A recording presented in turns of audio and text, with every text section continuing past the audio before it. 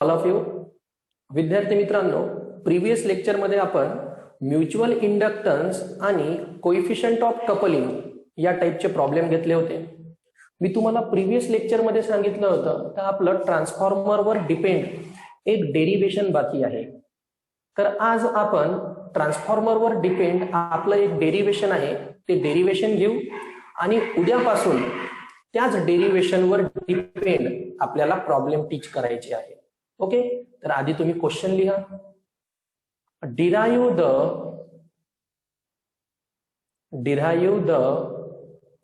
EMF equation of transformer. Derive the EMF equation of transformer in terms of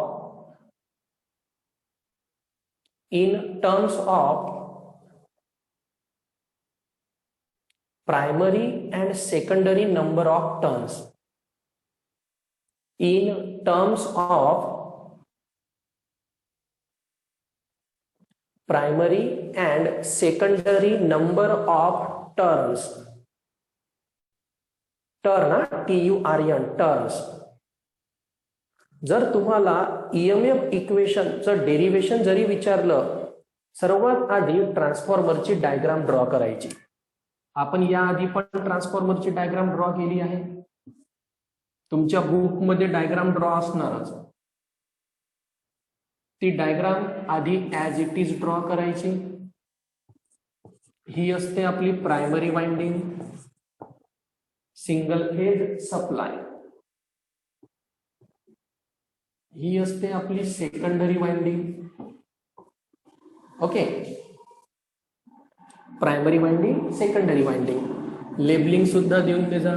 primary winding मी PW लिहिलं shortcut मध्ये, तुम्ही full form लिहा. Primary winding, secondary winding. Okay, single phase AC supply. ही झाली विद्यार्थी मित्रांनो आपली ट्रान्सफॉर्मरची डायग्राम. डायग्राम ड्रॉ केल्याबरोबर यामध्ये थेरी खूपच कमी आहे. तुम्हाला फक्त एवढंच लिहायचं आहे, when single phase supply is connected to the primary winding, then current is start to flow and flux is produced. This flux is linked with the secondary winding. ट्रान्सफॉर्मरचा जेव्हा आपण टॉपिक टीच केला होता, सेम हा कन्सेप्ट टीच केला होता. आधी diagram draw करायची आहे. डायग्राम साठी स्क्रीनशॉट काढून घ्या आणि त्यानंतर जे स्टेटमेंट सांगतो ते लिहा. When single phase supply is connected to the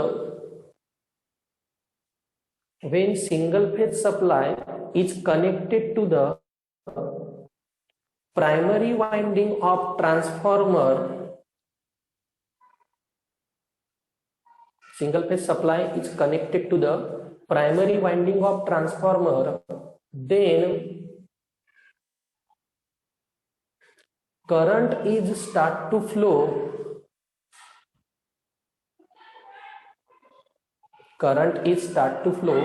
and flux is produced.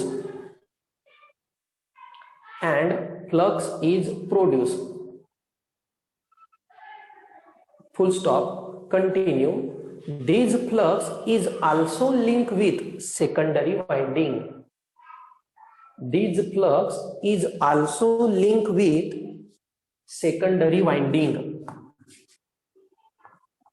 आणि तेच फ्लक्स कोणासोबत लिंक होतात? सेकंडरी वाइंडिंग सोबत. डबल एकदा स्टेटमेंट कडे लक्ष द्या. When single phase supply is connected to the primary winding, then current is start to flow and flux is produced. This flux is also linked with secondary winding. Now, let carefully लक्ष द्या. Late NP, P म्हणजे primary winding आणि N म्हणजे number of turn. तर NP म्हणजे काय? Number of turn of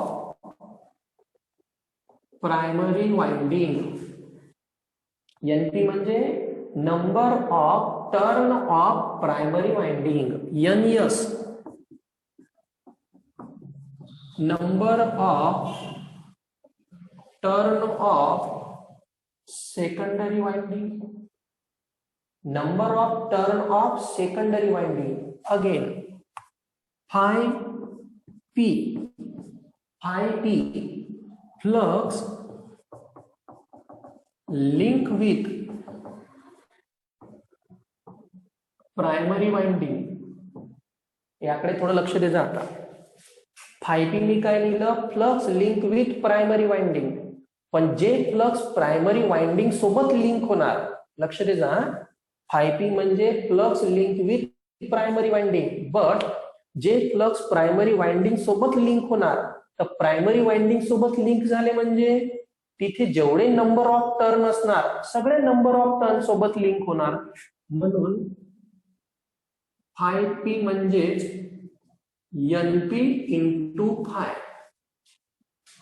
phi p म्हणजेच NP into phi. phi S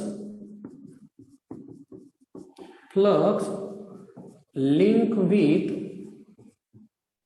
secondary winding. Flux कोणासोबत लिंक आहे, सेकंडरी वाइंडिंग. मग फ्लक्स जर सेकंडरी वाइंडिंग सोबत लिंक आहे, तर सेकंडरी वाइंडिंगला जितके नंबर ऑफ टर्न असणार, प्रत्येक टर्न सोबत तो फ्लक्स लिंक असणार. म्हणजेच phi S equal to NS into phi. Okay, सगळं आपण कन्सिडरेशन केलं. नाव according to electromagnetic induction,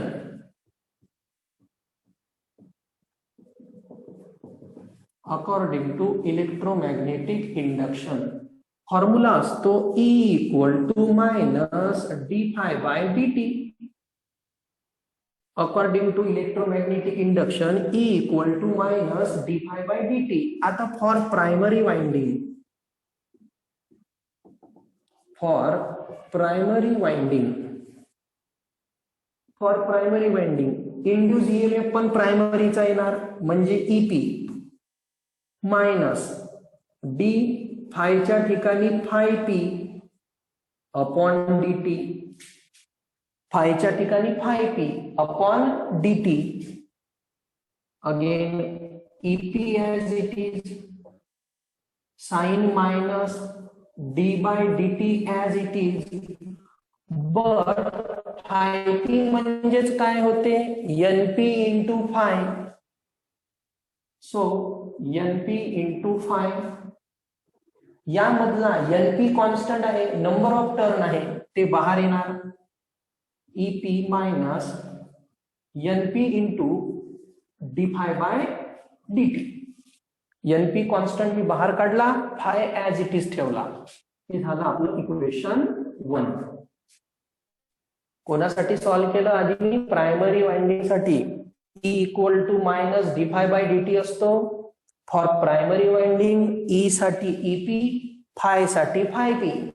phi p ची value NP into phi put up केली, NP कॉन्स्टंट बाहेर काढला, आपल्याला भेटलं equation 1. Induce EMF in primary, induce EMF in primary winding. Take a screenshot fast. Okay, screenshot घेतला, बुक मध्ये नोट कर जा, खूप इम्पॉर्टंट डेरिव्हेशन आहे आणि उद्या याच डेरिव्हेशन वर प्रॉब्लेम आहे. आता ज्याप्रमाणे आपण प्रायमरी वाइंडिंग साठी सॉल्व्ह केलं विद्यार्थी मित्रांनो, सेम फॉर सेकंडरी वाइंडिंग. लक्ष द्या. आता फॉर सेकंडरी वाइंडिंग काय येणार, ES सेकंडरी असल्यावर ES minus D phi S upon dt.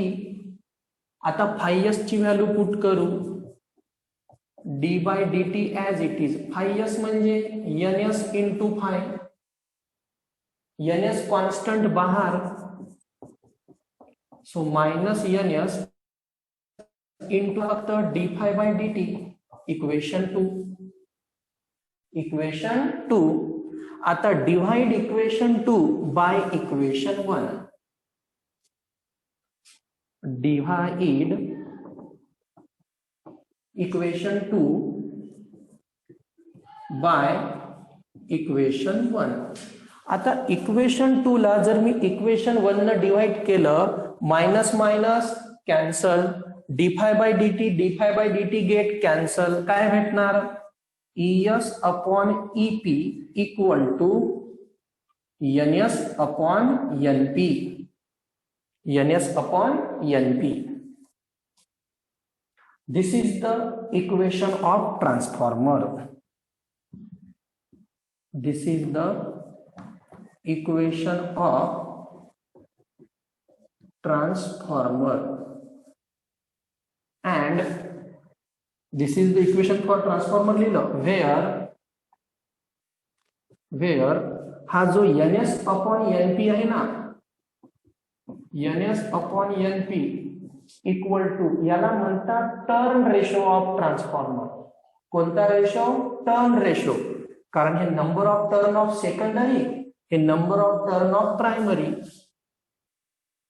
याला इक्वेशन 3 देऊन देऊ, कामी येणार पुढं. Turn ratio of transformer. Turn ratio of transformer. पुन्हा for ideal transformer,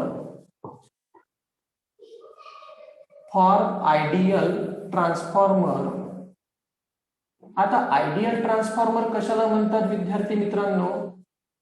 ideal transformer म्हणजे होते ज्याचा इनपुट पॉवर इक्वल टू असतो आउटपुट पॉवर. म्हणजे लॉसेस काहीही होत नाही. लॉसेस काहीच होत नाही. मी जर तुम्हाला 70 मार्क्सचा पूर्ण सिलेबस शिकवला, तुम्ही जर पेपरमध्ये 70 आउट ऑफ 70 घेतले, तिथं लॉसेस झाले का? नाही. याला म्हणतात आयडियल. 70 मार्क्सचं शिकवलं, तुम्ही 40 घेतले, त्याला आयडियल म्हणत नाही.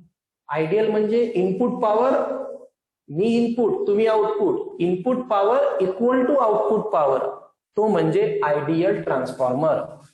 So input power equal to output power. Input power equal to output power. पॉवरचा फॉर्म्युला रे कशाला म्हणते पॉवर? मी तुम्हाला नेहमी सांगितलंय, आपल्या घरातला जो फॅन असतो तो जर ऑफ असन तिथं फक्त व्होल्टेज असते. ऑफ असन तर फक्त व्होल्टेज. स्विच ऑन केल्याबरोबर करंट फ्लो होते.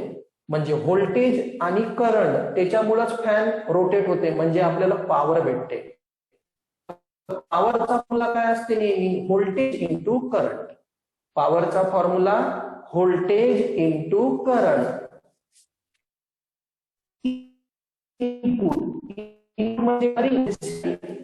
व्होल्टेज म्हणजेच ई होते, व्होल्टेज म्हणजेच ई, आणि करंट म्हणजे काय? आय. पण इनपुट साठी ईपी आयपी प्रायमरी. इनपुट आहे प्रायमरी, आउटपुट आहे सेकंडरी. आउटपुट साठी येणार ES IS. इनपुट पॉवर, पॉवरचा formula voltage into current. Voltage म्हणजेच व्ही, बट इनपुट म्हटलं म्हणून प्रायमरी आणि आउटपुट म्हटलं म्हणून सेकंडरी. आता याला मी ES अपॉन EP च्या फॉर्म मध्ये लिहितो. म्हणजे EP इकडे डिवाइड होणार तर IS इकडे डिवाइड होणार. Therefore ES upon EP, EP इकडे गेला, IS इकडे जाणार, IP अपॉन IS. इक्वेशन 4. मग आता मला सांगा, ES अपॉन EP म्हणजे ES अपॉन EP म्हणजे IP upon IS. From equation 3 and 4, from equation 3 and 4 काय लिहू शकतो मी? ES upon EP equal to NS upon NP equal to IP upon IS. IP upon IS. यावर जेव्हा मी problem घेतो आता उद्याच्या लेक्चर मध्ये, तेव्हा विद्यार्थी सगळ्यात जास्त कन्फ्यूज कुठे होतात मी तुम्हाला ते सांगतो. हे बघा, ES अपॉन EP आहे, NS अपॉन NP आहे, पण जेव्हा करंट येणार तो IP अपॉन IS आहे. हा induce EMF secondary upon primary. लक्ष द्या, induce EMF secondary upon primary. Number of turn secondary upon primary. Current primary upon secondary. Current काय आहे? Primary upon secondary. तर हा जो चेंज आहे हा लक्षात ठेवायचा. यावरून विद्यार्थी मित्रांनो कधी कधी तुम्हाला डेफिनेशन विचारते, करंट रेशो ऑफ ट्रान्सफॉर्मर. कशाची डेफिनेशन विचारणार? या इक्वेशन वरून तुम्हाला विचारणार current ratio of transformer.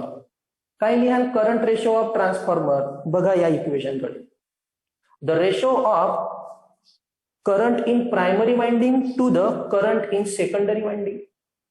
IP upon IS आहे ना, मग करंट रेशो ऑफ ट्रान्सफॉर्मर काय होणार? द रेशो ऑफ तुम्ही असे सांगू शकता, the ratio of primary current to the secondary current. Current ratio काय? The ratio of primary current to the secondary current is called as current ratio of transformer. Second, turn ratio of transformer म्हटलं तर कोणता रेशो? Turn ratio. Turn ratio of transformer म्हटलं तर the ratio of secondary number of turn to the primary number of turn. हा झाला turn ratio. EMF ratio म्हटलं तर हा आहे EMF रेशो. काय होणार EMF ratio? The ratio of induce EMF in secondary to the induce EMF in primary is called as EMF ratio. या equation वरून तुम्ही 3 डेफिनेशन लिहू शकता. एकदा पुन्हा सांगतो, हे पूर्ण एक्सप्रेशनचा आधी तुम्ही स्क्रीनशॉट घेऊन घ्या. स्क्रीनशॉट घेतला असणारच. हे equation as it is book मध्ये नोट करा. बुक मध्ये नोट केल्यानंतर मी तुम्हाला डेफिनेशन पुन्हा एकदा सांगून देतो. करंट रेशोची जर तुम्हाला डेफिनेशन विचारली, करंट रेशो, तर करंट रेशो सांगायचं the ratio of primary current to the secondary current is called as current ratio. Turn ratio म्हटलं तर the ratio of number of turn in secondary winding to the number of turns of primary. Finish. Definition सांगायचे. म्हटलं तर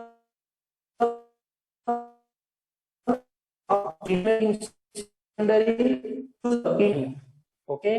अशा प्रकारे आजचा हा खूप इम्पॉर्टंट टॉपिक आपला एंड झाला.